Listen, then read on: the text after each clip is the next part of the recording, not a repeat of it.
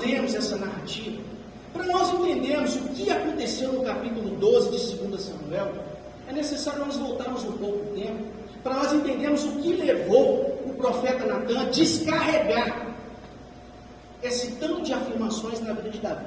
Bom, vamos começar lá no período quando Deus promete a terra de Canaã a Abrão. Deus chama Abrão em Gênesis capítulo 12 e fala que ele será um pai de multidões. Quem sabe disso? Bom, Deus promete para Abrão a terra de Canaã. Aí Deus levanta Moisés lidera o povo do Êxodo, o povo do Egito, rumo à terra de Canaã. Moisés morre, entra o seu sucessor Josué, e Josué entra na terra de Canaã, através da cidade de Jericó. Quem lembra disso? A partir dali, a terra que Deus prometeu a Abrão agora já é realidade, já não é mais promessa, já é uma realidade. Porém, o povo tinha que tomar posse da terra. Deus não prometeu a terra para a gente. Chega lá, sabe o que vocês fazem? Arruma um peixe, assa, come e fica todo mundo numa boa. Não, eles tinham que tomar posse da terra, então eles tinham que guerrear. E foi isso que Josué inicialmente fez com a cidade de Jericó. Começou a tomar posse da terra. E infelizmente, gente, a gente concordando ou não com o Antigo Testamento, se tomava posse de terra era matando, tá? Era matando, era guerreando. O Antigo Testamento tem muito esse negócio de vamos conversar. Não, é espada. E a ordem de Deus era que o povo de Israel tomasse posse da terra por completo. Ou seja, expulsando todo mundo que morava ali e matando todo mundo que estava ali. Nossa, mas matando?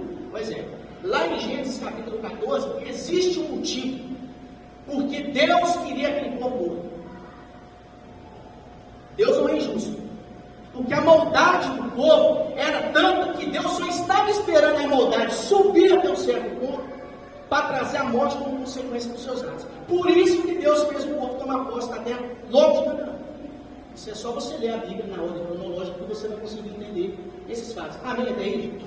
Amém. Porém, quando o povo chega na terra, o povo faz o que nós fazemos de melhor. O jeitinho brasileiro. Não, eu acho que não precisa de tomar posse de outro de terra, matar os outros. Não! Vamos fazer aliança com alguns. Não precisa de matança. Não. Vamos fazer aliança com alguns. E sabe o que aconteceu? Esses que eles não mataram e nem expulsaram, corromperam o povo. A ponto deles quererem ter uma nação semelhante à nação que era para eles serem inimigos.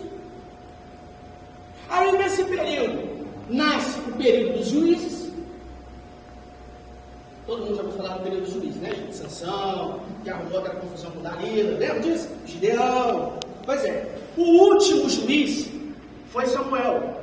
Por que era necessário levantar juízes? Porque o povo estava caindo em idolatria. Era para o povo entrar na terra, expulsar todo mundo e estabelecer ali uma terra santa. Mas como eles não expulsaram, eles começaram a o quê? A se misturar com povos pagãos e adorar deuses estranhos. Aí Deus permitia que eles entrassem em desgraça, aí eles se arrependiam, Deus ficava com o coração mole e levantava um juiz para libertar o povo. Assim fica mais fácil para todo mundo entender. Amém até aí? Porém, o último juiz, como eu disse, Samuel faleceu. E os seus filhos sucederam o seu cargo. Porém, os filhos de Samuel não prestaram. E aí fica a pergunta, né? Será que Samuel falhou como pai? Ou será que nem sempre os pais são responsáveis pelo capeta dos filhos? Porque às vezes é fácil a gente culpar pai e mãe, né? É você que não fez. Não, gente, nem sempre. Nem sempre. Às vezes você dá a melhor criação para o filho, educa, ensina, quando ele cresce, ele procura caminhar em outros caminhos. Então, é muito complicado a gente culpar pai e mãe por fracasso de filhos. A Bíblia não diz o porquê que os filhos de Samuel se perderam. Mas a verdade é que eles se perderam. E o fato deles terem se perdido, o que aconteceu? O povo olhou para Samuel e falou: esses filhos não prestam, não, a gente quer um rei. Igual as nações vizinhas. Que nações vizinhas eram essas? Se era para eles terem expulsado todo mundo.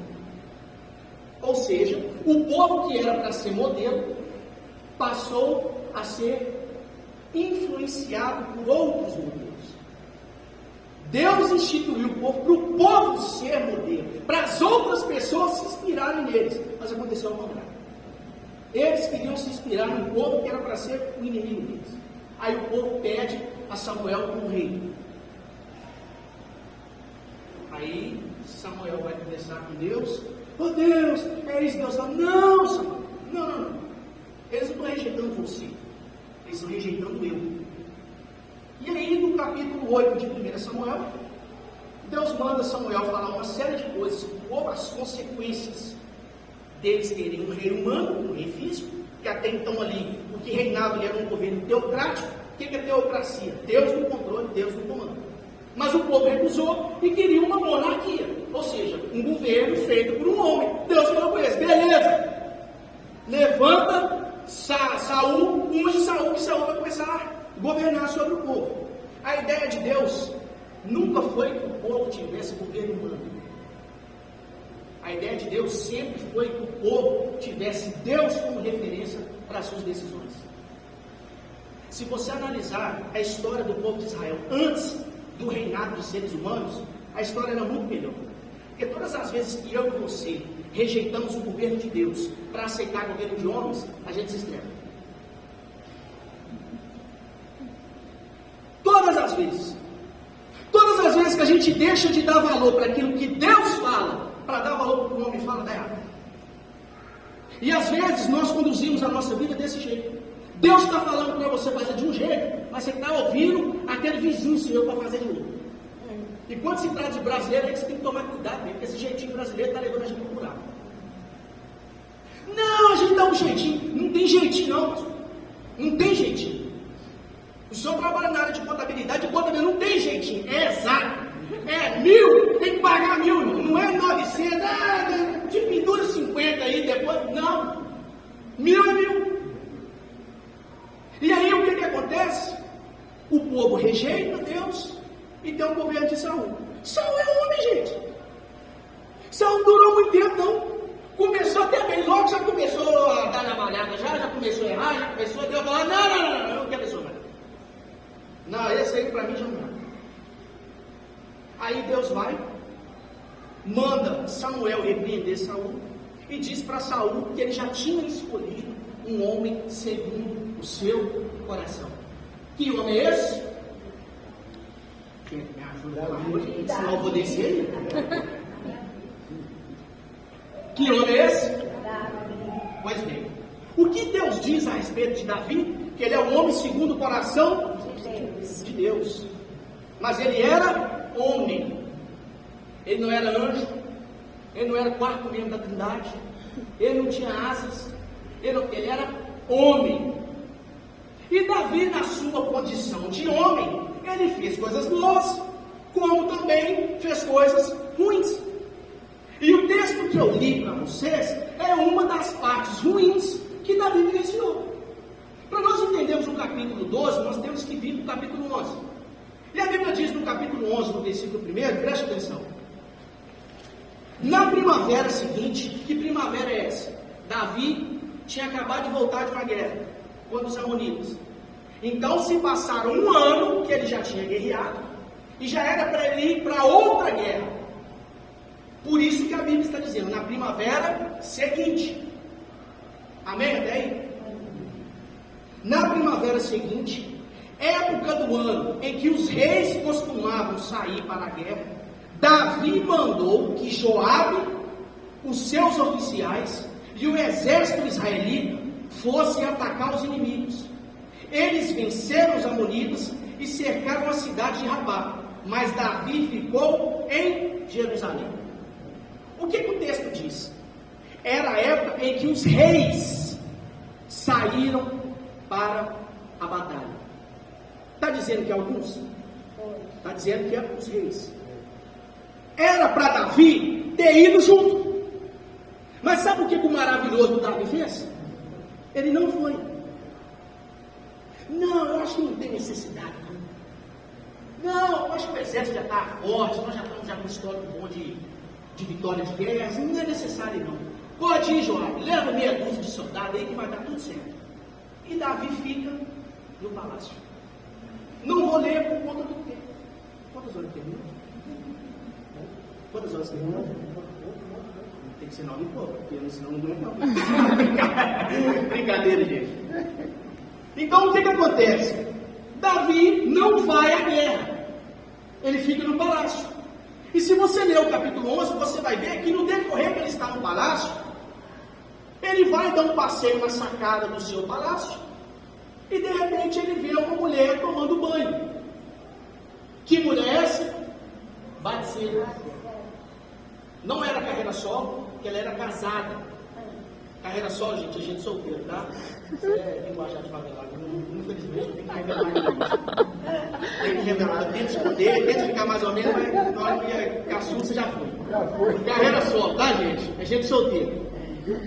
Só que ela não era solteira, ela era uma mulher casada com Urias, que inclusive era soldado de Davi e estava na guerra, aonde era para Davi estar também. Porém, gente, o que acontece? Davi olha para a mulher, acha a mulher bonita, porque a Bíblia disse que Batseba era bonita, e manda chamar ela, e você já sabe o que aconteceu. E aí eu te pergunto, todas as desgraças que foram faladas no capítulo 12 de 2 Samuel é referente a esse ato de Davi. Aí eu te pergunto para você, isso iria acontecer se Davi tivesse ido para a guerra? Porque se ele tivesse ido para a guerra, ele ia estar preocupado com espada, não era com mulher dos outros. Vocês gostam, né? Não era com mulher dos outros, era para estar preocupado com guerra. E aqui a gente começa a aprender. Todas as vezes que eu e você deixamos de fazer o que é nossa obrigação de fazer, nós ficamos expostos a pecar. Nós ficamos expostos a errar. Hoje existe um negócio de que não tem necessidade disso. Você é tão radical. Gente, não é radical. O cristianismo é coisa séria. Cristianismo não tem esse negócio de, acho que não precisa ser assim. Não precisa sim. Precisa sim. Porque Deus entende de pessoas mais do que eu e você. E se Ele falou que tem que ser assim, é assim. Mas por que a minha e a sua vida, muitas das vezes, entra em ruína? Não é por causa dos outros, é por causa de nós. Porque Deus está falando para você ir para cá, mas você quer? Não, eu quero entrar no meio. Então, a minha pregação anterior, que eu ministrei aqui, eu falei sobre problemas que não estão ao nosso controle. Acontece. Nem tudo de ruim que acontece na vida da gente é culpa nossa. Mas não fica mesmo se lamentando e achando que você é a vítima do mundo, não. Tem coisa que o culpado é você. Nós temos que ter maturidade para a gente fazer distinção de problemas. São tantos que a gente tem que fazer distinção. Não, esses aqui, oh Deus, me ajuda porque o B.O. não é meu. Mas esses aqui, me dê condição de resolver, porque foi eu que fiz. A gente precisa começar a compreender essas coisas. Há 3 dias atrás eu recebi uma notícia que uma igreja que eu tinha visitado lá em Nova Lima fechou. Eu fui lá no início do ano. E eu lembro que eu conversei com os pastores, pastor Maurício, e falei com eles, falei, gente, a igreja de vocês tem problema financeiro? Não, os irmãos são uma bênção. Falei, que ótimo. Então já é menos um limite, né? Porque tudo na vida precisa de dinheiro. Igreja não precisa. Gostaríamos que não precisasse, mas precisa. Então a igreja precisa de dinheiro. Tem problema financeiro? Não tem. Qual que é o problema? Aí os pastores, mas a minha liderança. Aí eu falei, opa, peraí. A sua liderança é reflexo do Senhor. Não, peraí. Porque a Bíblia diz em Amós capítulo 3, versículo 3, que não andarão 2 juntos se não estiverem em conformidade. Se tem treino, o culpado é o Senhor. Então o que eu te sugiro? Faz uma reunião, faz um alinhamento, para vocês entrarem numa visão, para vocês começarem a caminhar. Mas o treino é difícil demais, você está falando que você era de BH, que não sei o que. Eu falei, então fica do jeito que está. Capengou, fechou. O culpado é quem? O diabo? Não, o culpado é ele. Então a gente precisa fazer essas análises. A gente precisa fazer essa auto-imagem da gente. A gente precisa compreender essas coisas. Porque, gente, não é tudo que Deus faz. Tem coisas que eu e o Senhor temos que fazer. Gente, milagre. Sabe quando o milagre vem à tona na nossa vida? Quando eu e você não conseguimos mais fazer. Aí Deus vem e faz. Mas o que eu e você conseguimos fazer, deixa de reclamar não, meu irmão. Você tem que fazer. O camarada está com o joelho dando até bolha já. De orar. Não tem que orar mais não. Você tem que fazer. Não, Deus, eu tenho uma dívida ali, eu vou orar para Deus dar condição de pagar. Vai, ele já está te dando esse trabalho. Mas não quer abrir mão da pizza, não quer abrir mão do hambúrguer. Vai sobrar dinheiro para pagar mesmo, não? Não. Fica difícil. Vocês estão entendendo o que eu estou querendo dizer, gente? Não tem jeito. E Davi, após ele cometer esse ato, sabe o que ele faz?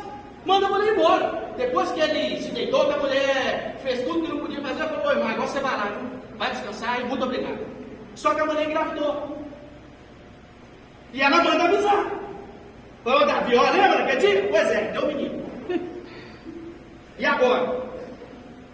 Como é que Davi assume a mulher? A mulher era casada. Aí Davi vai pedir conselho, sabe para quem? O Satanás. Aí Davi, a Bíblia não diz não, tá, gente? Eu estou parafraseando, tá? Se vocês vão procurar lá, Davi pediu conselho do capeta, vocês não vão achar, tá? Eu estou parafraseando.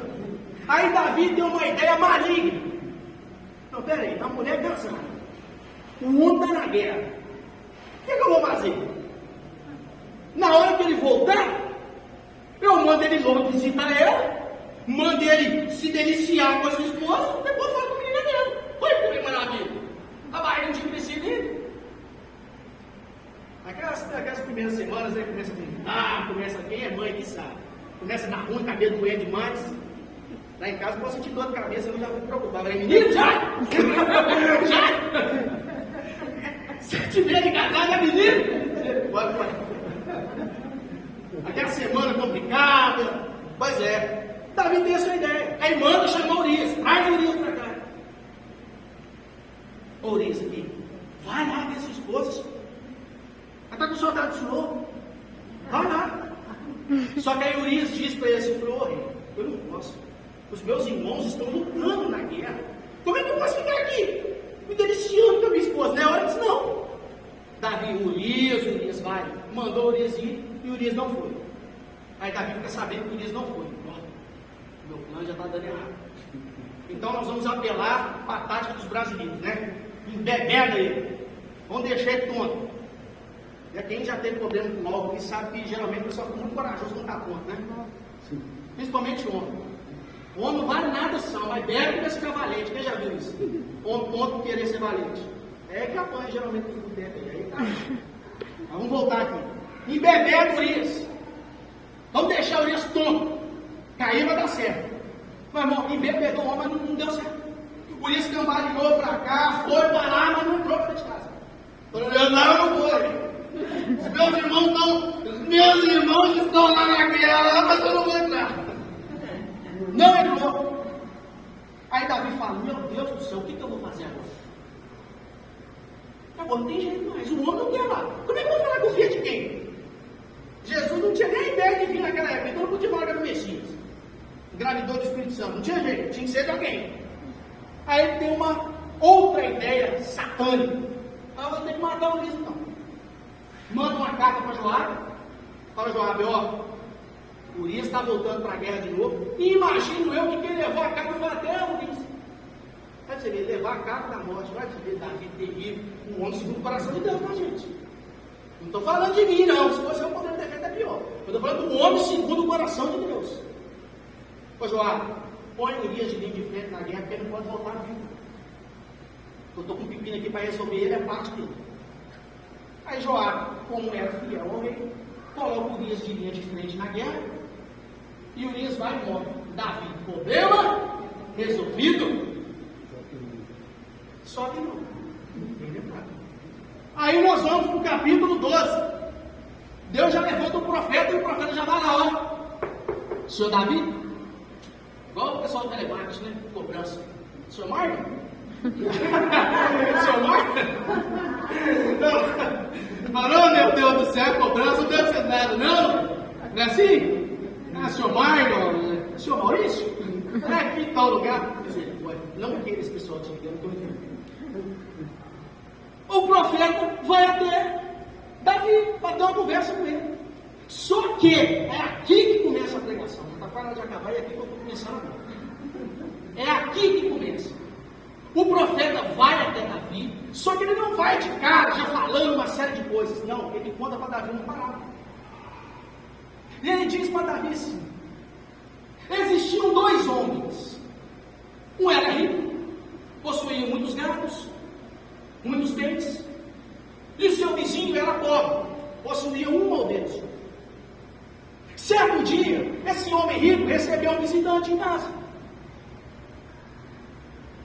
e tinha que fazer algo para comer. Se fosse nós mineiros, era um tal do pão de queijo. Mas lá na época, lá do pessoal, lá era ovelha, cabrito, era animal. Carne, né? Porque pão de queijo, convenhamos, é para enganar mesmo, porque o negócio é carne. E de menos linguiça, né? Você me chamar para ir na sua casa, linguiça não, gente. De verdade. Linguiça deixa para outra ocasião. Sangue e fogo. Aí pede, o viajante chega na casa desse homem rico, e o homem rico, em vez de pegar das suas lindas ovelhas, do seu gado, dos seus animais, não, ele vai na casa do vizinho e pega a única ovelha que ele tem. Só que não era qualquer ovelha. A Bíblia diz que ele tinha um carinho enorme com essa ovelha, que era como se fosse uma filha. Aí o profeta conta essa história para Davi. Aí Davi faz o que eu e você estamos muito acostumados a fazer.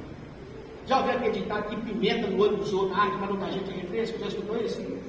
Quando o pior é na vida dos outros, meu irmão, que paga 200 vezes mais. Mas quando o negócio acontece com a gente quer afinar. Aí depois que o profeta conta isso para Davi, Davi fica bravíssimo. Que isso? Isso é um absurdo. Que esse homem pague 4 vezes mais essa crueldade que ele cometeu. Alguém abre a Bíblia para mim em Êxodo, capítulo 22, versículo 1, por favor, e-mail. Vamos fazer igual sala de aula.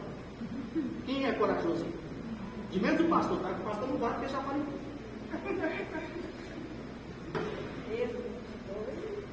Êxodo 22, versículo 1. Por favor, só um. Se alguém furtar boi ou ovelha, ou o abater, ou vender, por um boi pagará 5 bois, e 4 ovelhas por uma ovelha. Bom, Davi tinha a lei na cabeça. Tem que pagar 4 vezes mais. Era tão conhecedor da lei, né, que só não praticava. Mas era muito conhecedor da lei. Isso é um absurdo. Ele tem que pagar 4 vezes mais.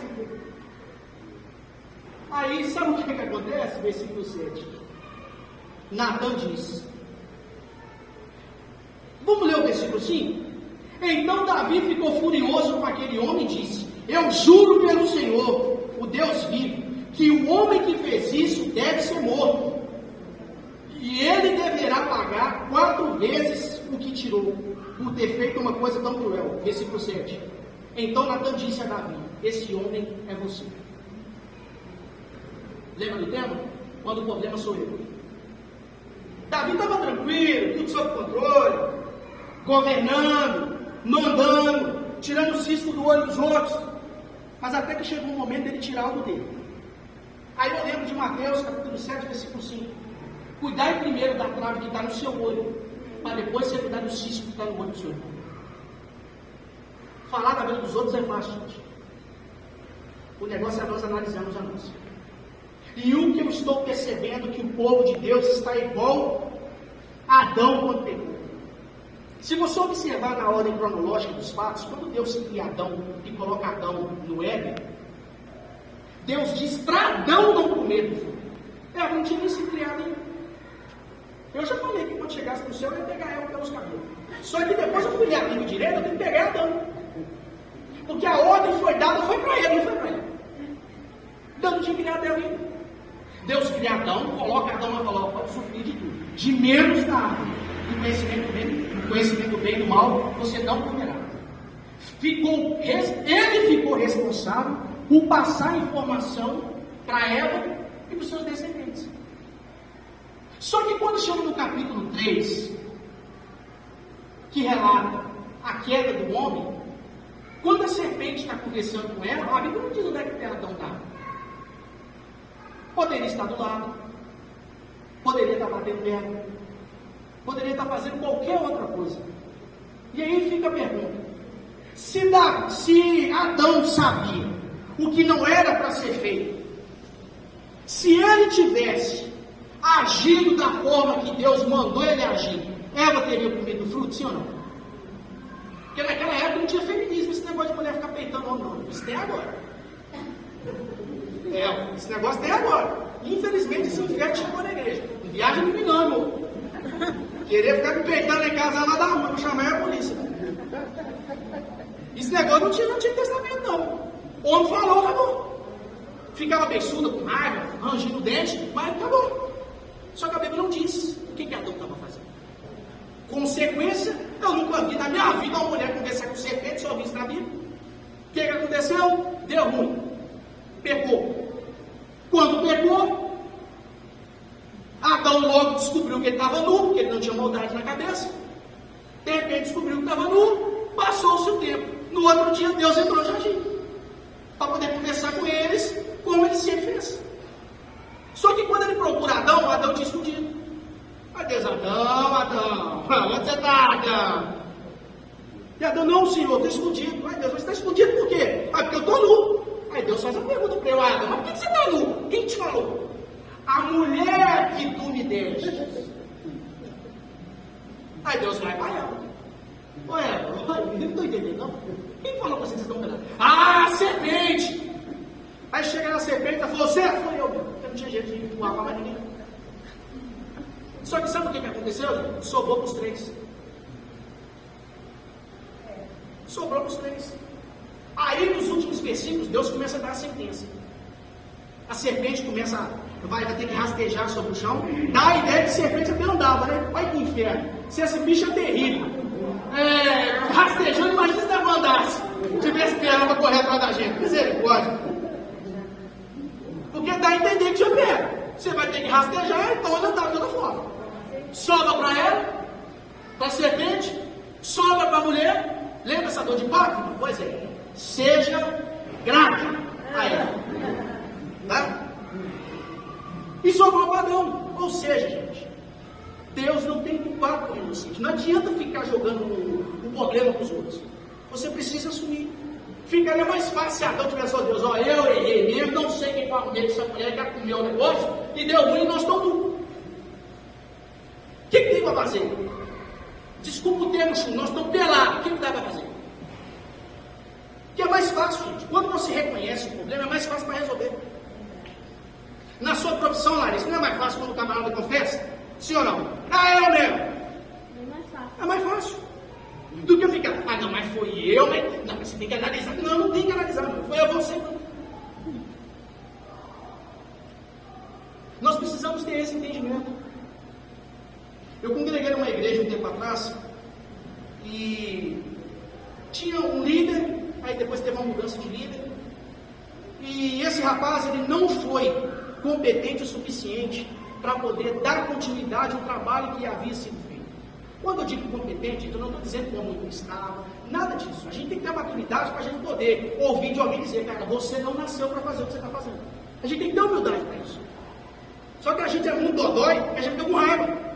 Quando o pessoal fala: não é, rapaz, eu acho que eu deveria fazer outra coisa, porque esse negócio não é para você. Ele não era competente para ter assumido na igreja do tamanho que ele assumiu. Resultado, não conseguiu dar andamento no trabalho. Aí o que aconteceu? O povo começou a ir embora. O povo começou a ir embora, a liderança começou a sair. Aí lá vai o boca aberta de novo: ô pastor, eu acho que nós devíamos fazer alguma coisa para poder conversar. Porque ovelha é o seguinte, gente: ovelha não reclama com o pastor, ele reclama com os outros. Oi, rapaz, o senhor é pastor já tem um tempo, o senhor sabe disso. Ovelha não reclama de problema de igreja com o pastor, reclama que começa os comentários: olha, acho que esse daí é ruim. E aí todo mundo que saía falava para mim o motivo que saiu. Eu peguei na tentativa de tentar ajudar, cheguei lá e conversei com o pastor. Mesma coisa. Não, esse pessoal é difícil demais, o pessoal não aceita a minha liderança. Então, vai ter algum problema. Porque ninguém abandona o time que está ganhando. Você sabe a empresa boa? Fala pra mim. Aquela que paga pelo menos um tite. Porque hoje é só Jesus. Você poder trabalhar num lugar que paga o tite, né? Nessa hora aqui ninguém você faz milagre ainda. A gente não sai. Ninguém abandona time que dá ganho. Geralmente, meu irmão, quando o trem começa a andar, já derruba o técnico logo. Não é assim no futebol? Perdeu 3 diretos, tira. Tira e começa a mandar jogador embora. Por quê? Precisa tomar uma atitude. Precisa fazer alguma coisa. Conversei. Não, está tudo sob controle. Resumindo, a igreja toda foi embora. Só que não fechou. Porque pela misericórdia de Deus, ele reconheceu o da vida. Só que ele só trocou de pessoas. A galera antiga toda foi embora. E veio as novas. E agora as coisas estão começando a andar. Tive notícia de lá um pouco tempo atrás. E o cara falou comigo, falou assim, rapaz, as coisas estão andando lá. Eu falei, glória a Deus. Porque teve alguém que reconheceu. Aí ele começou a distribuir funções para as pessoas. Começou a distribuir funções. Aquilo que ele não conseguia fazer, ele começou a deixar outras pessoas fazerem. E o negócio funcionou.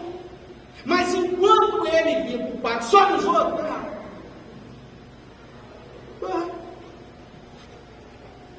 eu e você precisamos sair daqui nessa noite, olhando para nós. As coisas estão acontecendo na nossa vida. Precisamos fazer uma reflexão. Será que está acontecendo por causa de mim? Será que eu estou sendo o problema? Família tem muito isso. Ah, meu povo é muito fofoqueiro. É fofoqueiro mesmo. Porque você presta o seu ouvido para esse falar. A fofoca não vai acabar, não. Tem quem escuta. Nossa, eu estou aguentando mais que saca a minha mãe. Todo dia que eu ligo para ela vir falar. Não. É lógico, você liga para todo dia. Começa a não umas 2 vezes só por semana. Não quer começar. Ah, só não fumou. Eu estou mandando no jogo. Já. Você vai ver que as coisas vão começar a melhorar. Mas a culpa é do fofoqueiro. De quem escuta não é culpado. Vocês estão entendendo? Nós precisamos refletir sobre isso. Depois que Natan diz para Davi que o culpado é ele, aí vem a consequência. Porque todo pecado tem sua consequência. Todo erro tem sua consequência. E o interessante do reino de Deus é que não tem jeito de transferir. No nosso mundo tem. Já teve assassino que cometeu homicídio e conseguiu ser absolvido no processo. Na justiça de Deus tem jeito. Deus vê até quando você está dormindo. Sabe aqueles pesadelos que você tem que você está sendo rico? Para mim é pesadelo, porque nunca acontece. Aquele pensamento que você tem que você está com mais dinheiro, aquela coisa, para mim é pesadelo. Ele está vendo até isso. Não tem jeito de esconder. Deus manda Natan meio que vomitar em cima de Davi. Por causa disso, a espada não vai apartar da sua casa. Seus filhos vão ter problema demais. E é um detalhe. Sabe esse negócio que você fez a escondida? Pegar uma mulher de quebradinha, levar uma mulher para... Não, eles vão pegar as suas e vão fazer para todo mundo ver. Sabe quem fez isso? Absalão, que era filho de Davi. Se você pegar o capítulo 14, Absalão dá um golpe de estado do pai e pega as concubinas dele toda e vira esposa dele. E ele não fazia em quarto escuro, com igual os crentes antigos, que tinham relações com a sua esposa no mundo antigo, nas luzes apagadas, porque era pecado ter a mulher dele. Na Efé foi no sol quente, rachando. A todo mundo. Consequência. Os meus e os seus erros podem demorar 1 dia, 2, 3, 4 anos, 2, 3, 4, 10 anos. Mas uma hora a conta chega. E no dia que a conta chegar, na minha, na sua vida, pelo amor de Deus, não culpa os outros. Não. Assume. E assumir, por incrível que pareça, quando você assume a sua culpa diante de Deus, é mais fácil para resolver. Talvez na justiça humana seja complicado, né? Mas diante de Deus, vai por mim, que é mais fácil. Depois que Natan vomita em cima de Davi, versículo 13, caminhando para o final. Então Davi disse: eu pequei contra Deus, o Senhor. Davi para, analisa. Imagina eu que Natan está até babando. Igual eu estou aqui, com a boca até branca. Toma uma água. Depois que falou até babar. Aí Davi, Agora tem jeito de mandar ninguém para batalha, agora não tem jeito de dar cachaça para ninguém, agora não tem jeito mais não. Deu ruim. Deu ruim. Sabe o que Davi faz? Pequei contra o Senhor. Interessante, pastor Maurício, que Davi não teve medo de perder o reinado. Davi não teve medo de perder prestígio. Davi não teve medo de nada. Ele disse, pequei contra o Senhor. Essa foi a oração de Davi. Pequei contra Deus.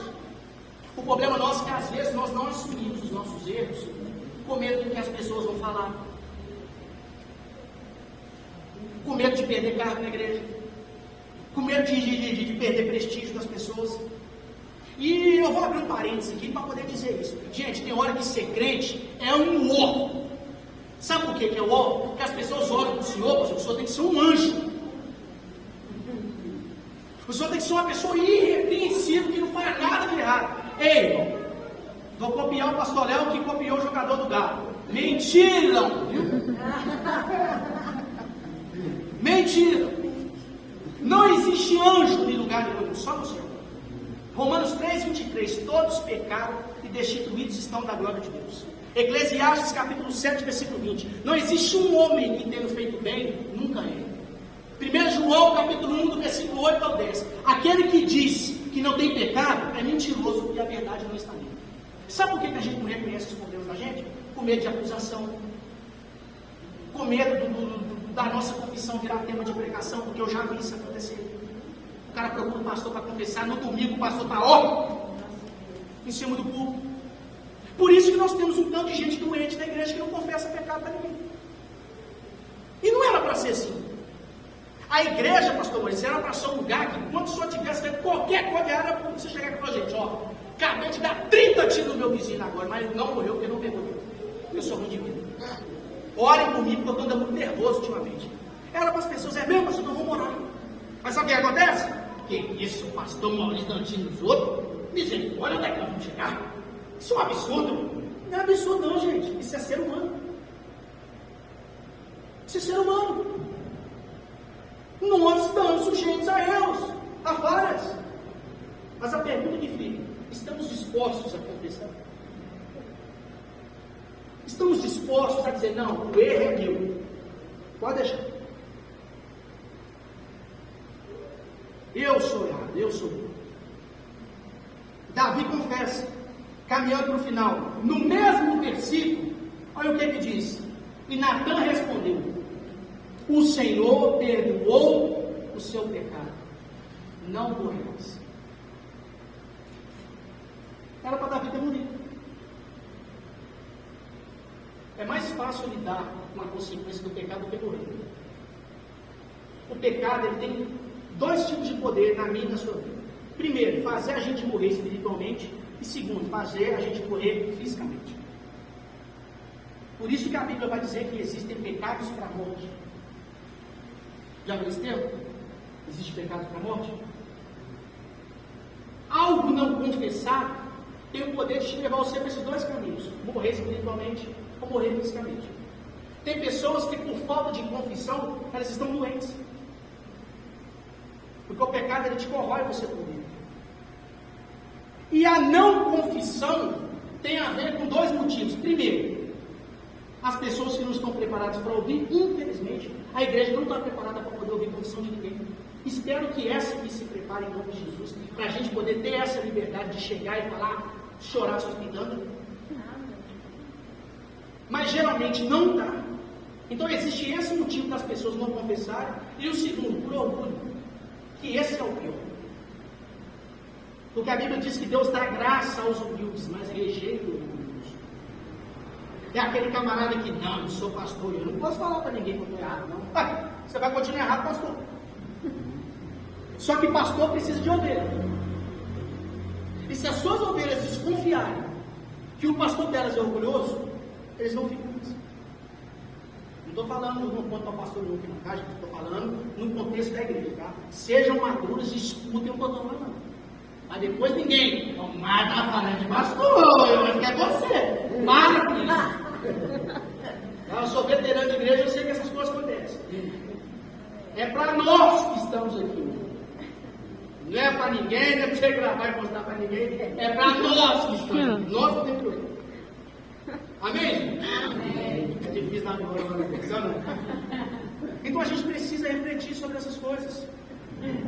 Precisamos sair daqui com a mente ligada em Deus. Deus, vasculha meu coração. O que eu preciso me arrepender? Se é treta com o irmão, gente, treta, traduzindo aqui, de treta é briga, tá? Briga, confusão. Procura o irmão, conversa com ele. Gente beiçudo na igreja, que aí, gente? Como assim? No mundo a gente aceita esse trem. Na igreja? Pode não. Deixa eu ensinar algo para vocês, eu termino aqui. A Bíblia diz que nós devemos amar as pessoas. Sim ou não? A Bíblia trata o amor como mandamento, não como sentimento. Porque se fosse sentimento, você só amaria quem se sentisse vontade. Mas é mandamento. Não tem a ver com sentimento. Prova. Amai os vossos inimigos. Quem que acorda com o desejo de amar inimigo?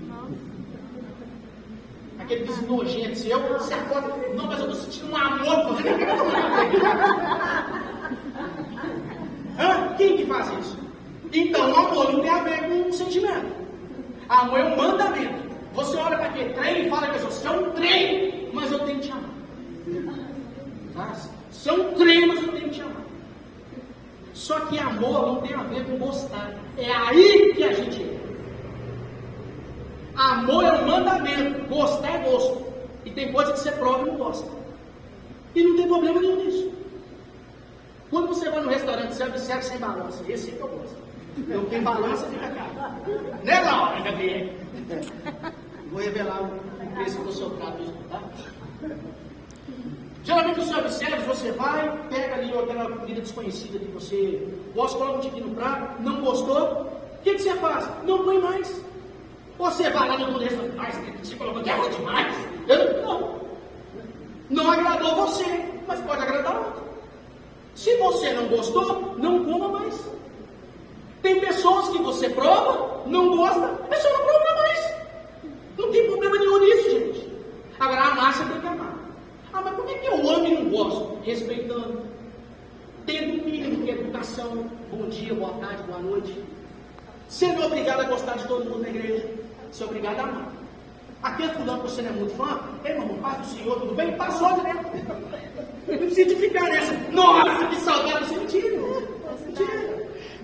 Mentira. Para com isso. Para. Chega, boa noite, irmão. Paz, tudo bem? Já acabou. Está tranquilo. Porque foi alguém que você provou, não gostou e está tudo certo, pastor. Agora, beijo. Isso, gente. E aí você vai perguntar por que você não gosta de lá? Ele que não sei o que. Não, pera. Você tem culpa no cartório também. Pera. Precisamos sair daqui nessa noite, gente, pensando sobre essas coisas. É um mocotó, eu sei, um calor desse uma quarta-feira. Mas a culpa não é minha. Nem gostaria de pregar esse tipo de coisa. Só que, como eu disse, eu tinha preparado outra coisa. Mas eu peguei tão bem emprestado da casa. Essa é a mensagem que Deus quer falar comigo e com vocês.